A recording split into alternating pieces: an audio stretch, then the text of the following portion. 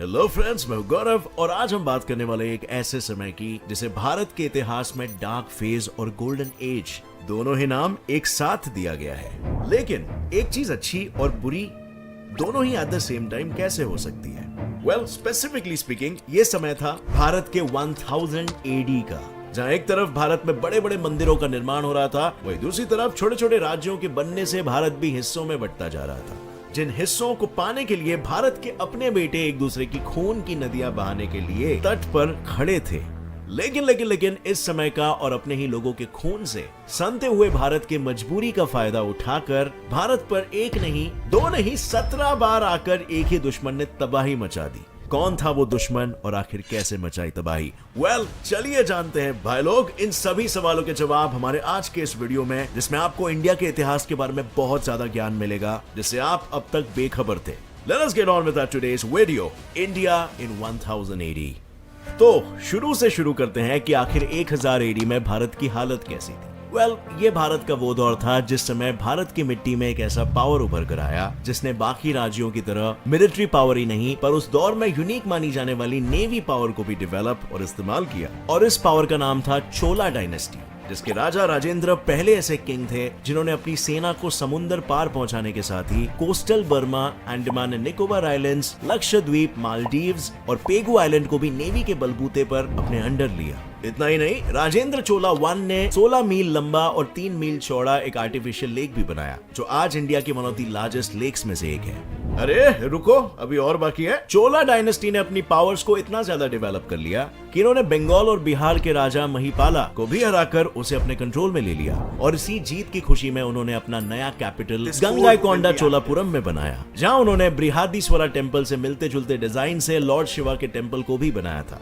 जिसे आज आप और मैं one of the largest temple मानते हैं। और इसी टेम्पल को 2004 में यूनेस्को ने वर्ल्ड हेरिटेज साइट भी डिक्लेयर कर दिया था। लेकिन यही नहीं, थंजावुर, चिदम्बरम, गंगाईकोंडा चोलापुरम, दारासुरम, त्रिभुवनम, श्रीरंगम और तिरुवन्नमलाई में भी इनका कंट्रीब्यूशन रहा था। पर अब सवाल ये है कि इतने टेम्पल्स ये लोग बनाते ही क्यों थे? अब ये जानने के लिए हमारा ये जानना जरूरी है कि उस जमाने में जो भी राजा महाराजा हुआ करते थे वो अपने एम्पायर को बढ़ाने के लिए युद्ध किया करते थे, और जो जीतता था उसे हारने वाले का एम्पायर मिलता था। पर अगर मैं कहूँ कि टेम्पल्स भी राजाओं के लिए ऐसा ही कुछ करते थे तो जी हाँ, यही वो समय था जब ज्यादातर टेम्पल्स का बनना शुरू हो गया था और किंग्स इन्हें अपने एरिया के रीडेवलपमेंट के लिए बनाते थे। फॉर एग्जाम्पल, जब किंग्स ये मंदिर बनवाते थे तो वहां पर लोगों का आना जाना पड़ता था, और आने जाने के साथ ही वहां गांव के बसने की शुरुआत होती थी, बाजार बनते थे और धीरे धीरे वहां फार्मिंग भी शुरू की जाती थी, जिससे राजाओं को बहुत सारा रेवेन्यू मिलता था जो उसकी टेरिटरी के डेवलपमेंट में काम आता था। और फिर इसी डेवलपमेंट का फायदा उठाने के लिए लड़ाइयां भी हो जाती थी, जिसके बारे में शायद ही हमारे हिस्ट्री में सिखाया गया। एम्पायर को एक्सपैंड करते थे, पर क्या ये एक्सपेंशन इतना आसान रहा होगा? और क्या सिर्फ एक्सपेंशन ही एक रीजन था युद्ध करने का? वेल, इस बात से इनकार तो नहीं किया जा सकता कि मंदिरों का बनना युद्ध होने का एक बड़ा कारण था, क्योंकि भारत में हर राजा यही सोचता था कि कैसे अपने साम्राज्य को बढ़ाया जाए, और यही कारण था भारत में हर समय युद्ध होने का, क्योंकि उस समय हर राजा का यही गोल हुआ करता था कि वो चक्रवर्ती राजा बने। पर इसके अलावा युद्ध करने के और भी कुछ कारण थे, जैसे कि ज्यादा से ज्यादा धन के लिए, देश प्रेम के लिए, या फिर अपने रिलीजन को बढ़ाने के लिए, या इवन बचाने के लिए इन सम केसेस। पर कई युद्ध बदला लेने के लिए भी होते थे, जैसे अपने पिता के मौत का बदला बेटा लेने आया हो, और कुछ युद्ध उनके थ्रू होते थे जो बदलाव लाना चाहते थे। पर यह बात जानकर आपको हैरानी होगी कि कुछ युद्ध लूटपाट करने के लिए, भारत में तबाही मचाने के लिए, हिंदुइज्म को जड़ से उखाड़ देने के लिए भी होते थे। जी हाँ, और इन्हीं में से कुछ का एग्जाम्पल मैं आगे आपको देने वाला हूँ, जिसने इंडिया की जीडीपी को पूरी तरह से तोड़ कर रख दिया। क्योंकि मैडिसन, जो कि एक ब्रिटिश इकोनॉमिक हिस्टोरियन थे, उनके कैलकुलेशन के हिसाब से 1000 AD में इंडिया और चाइना साथ साथ में 50.5% वर्ल्ड जीडीपी में कंट्रीब्यूट किया करते थे, और जहां पर इतने पैसे होंगे वहां पर अटैक होना तो लाजमी ही होगा। और कुछ ऐसा ही भारत में भी हुआ, जहां भारत पर अटैक करने वाले इस दुश्मन का नाम था महमूद गजनी, जो भारत पर गर्मियों के महीने में ही अटैक करता था। अब सवाल यह आता है कि गर्मियों में ही क्यों? वेल, ये अपने आप को किसी भी रिस्क या तकलीफ में नहीं डालना चाहता था, और इसीलिए बारिश में पंजाब साइड से फ्लड आने और उसके आर्मी के उसमें फंसने के खतरे के लिए वो बारिश में नहीं आता था, क्योंकि पंजाब एक ऐसा राज्य है जो जियोग्राफिकल पॉइंट ऑफ व्यू से 5 नदियों से घिरा हुआ है, यानी बियास, चेनाब, झेलुम, रावी, सतलज। अब जहाँ इतने रिवर्स होंगे वहाँ फ्लड्स का डर होना तो आम बात है, और गजनी की बारिश में न आने की स्ट्रैटेजी इतनी सफल हुई कि एक बार नहीं, 2 बार नहीं, वो पूरे 17 बार भारत में घूमने और उसे लूटने आया। अब अगर देखें तो इसकी शुरुआत हुई भी कहां से, तो इसने सबसे पहला जो अटैक किया वो इलाका था आज के अफगानिस्तान और पाकिस्तान का। पर जाहिर सी बात है किसी न किसी ने रोकने की कोशिश तो इसे जरूर की होगी। तो यहाँ आते ही सबसे पहले महमूद गजनी का युद्ध हुआ हिंदू शाही किंगडम के राजा जयपाला से, जिससे राजा हार गए और अपने राज्य को हारने की गम में राज्य अपने बेटे को सौंपकर उन्होंने अपनी जान दे दी। पर सिर्फ एक युद्ध हारने से कोई कैसे खुद ही अपनी जान ले सकता है? वेल, एक्चुअली में इट टर्न्स आउट ये कोई पहला युद्ध नहीं था। अगर हम 1000 एडी से थोड़ा पीछे, साथ ही गजनवीद डायनेस्टी के फाउंडर थे, उसने भारत में घुसने की कोशिश करते वक्त भी हिंदू शाही राजा जयपाला से काफी युद्ध किया था, लेकिन तब राजा जयपाला ने उसे कभी कामयाब नहीं होने दिया। पर जब अपने पिता के बाद महमूद पावर में आया तब जयपाला ने उसे हराने की कोशिश की, पर इस बार उनकी ये कोशिश दम तोड़ गई और उन्हें हार का मुंह दिखाना पड़ा। हालांकि राजा जयपाला की तरह उनके बेटे ने भी गजनी को बराबर की टक्कर दी, पर गजनी ने उसे भी हरा दी और अपनी आखिरी और 17वीं अटैक गजनी ने सोमनाथ टेम्पल पर किया, जहां उसने राजपूतों से 3 दिन तक युद्ध किया और जीत अपने नाम कर ली। लेकिन सिर्फ जीत ही नहीं, इस आखिरी लड़ाई में उसने कुल मिलाकर 200 लाख दिनार भी लूटे थे। पर सवाल यहाँ पर सिर्फ पैसों की नहीं है, क्योंकि पैसों के साथ साथ 5000 से ज्यादा इंसानों का भी कत्लेआम हुआ।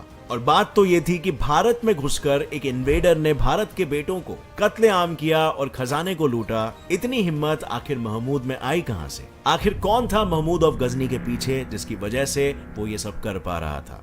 आखिर कौन थी वो 3 ग्रेट पावर्स और कौन सी थी वो जगह? और आखिर इनकी लड़ाई में जीत किसके हाथ लगी? तो आपने वो कहावत तो सुनी होगी कि 2 की लड़ाई में तीसरे का फायदा होता है। जी हाँ, हमारे साथ भी यहाँ पर कुछ ऐसा ही हुआ। हमारे देश के राजा आपस में लड़ने में इतने मशरूफ थे कि बाकी चीजों पर उनका ध्यान ही नहीं गया। किसी बाहरी देश की बुरी नजर हमारे भारत पर पड़ चुकी थी और राजा यहाँ पर बेखबर थे, और इसी का फायदा गजनी ने उठाया। उसने भारत पर तब हमला करना शुरू किया जब कन्नौज 3 ग्रेट पावर्स पलास, प्रतिहाराज और राष्ट्रकूटास के बीच ट्रिपार्टाइट स्ट्रगल चल रहा था, जो पिछले 2 सेंचुरीज से चलता आ रहा था, जिसकी वजह से ये सारे राज्य और राजाएं कमजोर हो चुके थे। लेकिन फिर भी इस जंग के अंत में जीत का परचम प्रतिहाराज ने 3 सेंचुरीज के लिए कन्नौज को अपना बनाकर लहराया। पर कन्नौज में ऐसा क्या खास था जिसके लिए इतनी सारी लड़ाइयां लड़ी गई? क्या कन्नौज की धरती सोना उगलती थी?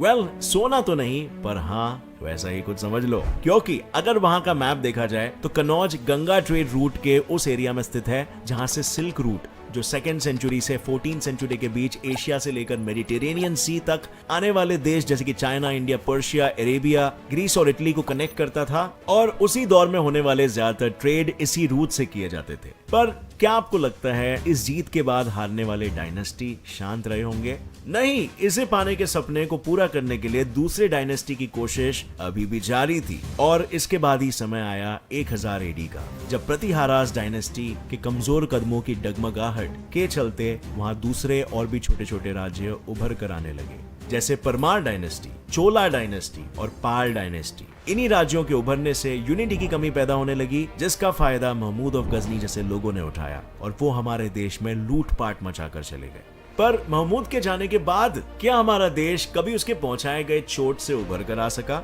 चलिए देखते हैं। अब 1st सेंचुरी में इंडिया की इकोनॉमी वर्ल्ड्स लार्जेस्ट थी, जो 32.9% से घटकर 11th सेंचुरी में 28.9% हो गई। लेकिन सिर्फ हमें इकोनॉमिकल लॉस ही नहीं हुआ, बट हमारे इंडिया को और भी कई सारे कॉन्सिक्वेंसेस फेस करने पड़े। सबसे पहले तो गजनी के अटैक्स के कारण बहुत सी चीजें बिगड़ी, जैसे बहुत सारा वेल्थ लूटे जाने की वजह से भारत इकोनॉमिकली वीक हो गया। इन लुटेरों ने हमारे देश के अलग अलग रिसोर्सेज ले जाने के साथ ही टेम्पल्स को भी नहीं छोड़ा, क्योंकि उन पर हमला करके उन लोगों ने मंदिर और उसकी मूर्तियों को भी तोड़ दिया। और गजनी के अटैक की वजह से भारत के बॉर्डर्स भी वीक हो चुके थे, जिसकी वजह से भारत पर नए हमले हो सकते थे। और दोस्तों, रिजल्ट आज के वक्त में आप सभी ही देख रहे हो। इंडिया के लिए एक तरह से ये बर्बादी का दौर 1000 एडी से शुरू हो गया था, या फिर हम ये भी कह सकते हैं कि महमूद गजनी का अटैक भारत के भविष्य में आने वाले फॉरेन इन्वेडर्स की एक चेतावनी थी, जैसे कि मुगल्स और फिर ब्रिटिशर्स। अगर इसी बात को उस वक्त के राजा समझ गए होते कि भाई तेरा जो एरिया है, मेरा जो एरिया है, हम दोनों उसमें खुश रहते हैं और दुश्मनों को बाहर खदेड़ते हैं, वरना तेरा मेरा एरिया दोनों जाएगा, तो शायद आज भारत का इतिहास कुछ और ही होता।